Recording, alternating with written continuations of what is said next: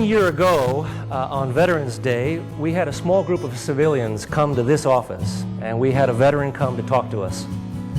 And in a very short story, this veteran began asking all of us, how many of you are veterans, how many of you know veterans, etc. As the conversation got going, he looked at all of us civilians and he said, you all have something I need for my healing. And you could hear a pin drop. And then he flipped it around and he said, I think I have something you need for your healing also. And in that moment, for me, the veteran-civilian dialogue was born. The most important and central factor of veteran-civilian dialogues is a level playing field, is what we call it. It means that no one sits on a pedestal. The civilian is not less than a veteran and not better than a veteran. We're not there to be therapists and tell the veterans what to do. We're bringing our personal stories to the table, and civilians are bringing their personal stories to the table on an equal level. And their stories are as important as the veterans. And only in that form of dialogue will the healing that we wish to take place happen.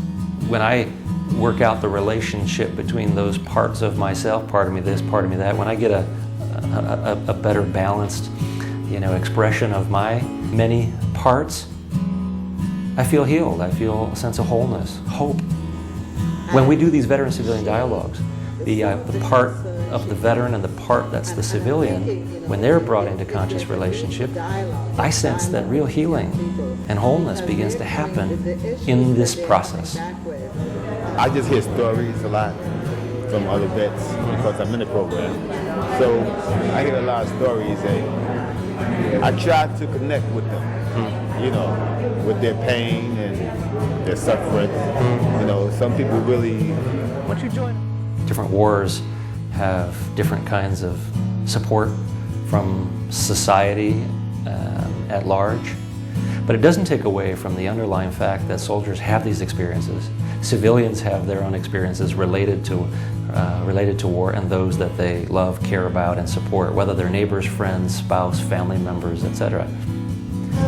You got to trust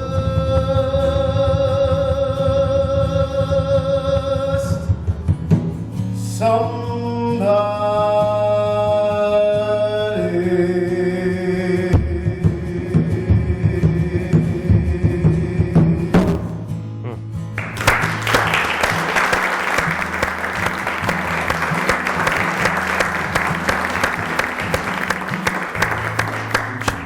Ultimately, as a warrior, as a former warrior, to think that humanity might take another look at the value of life, and that doesn't mean that you have to be a punk, and be afraid to fight. It's not about that.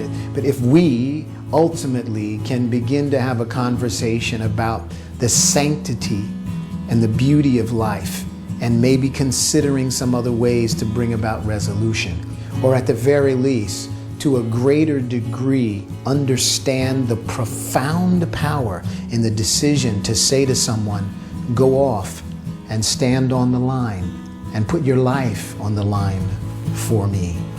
So I really believe it enriches and to a greater degree helps us to understand the magnitude of war and the importance and power in real communication. Veterans throughout history have all experienced basically the same things, which is they've killed and someone's tried to kill them.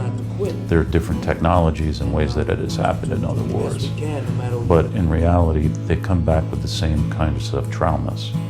What is more important is how society has chosen to deal with it or not to deal with it. We'd like to have this be a national conversation so that every veteran, from the moment they step off a plane, enters into a supportive context in which people are deeply aware of their experiences, all of the services that are provided both from the civilian standpoint as well as the government become seamless, and that they have places and ritual processes, perhaps like these veteran-civilian dialogues, in which the civilian community can step forward and agree to share and carry their experiences and to carry their stories, to enter into a life partnership with veterans. And that benefits the entire society. And I think that's what our goal is.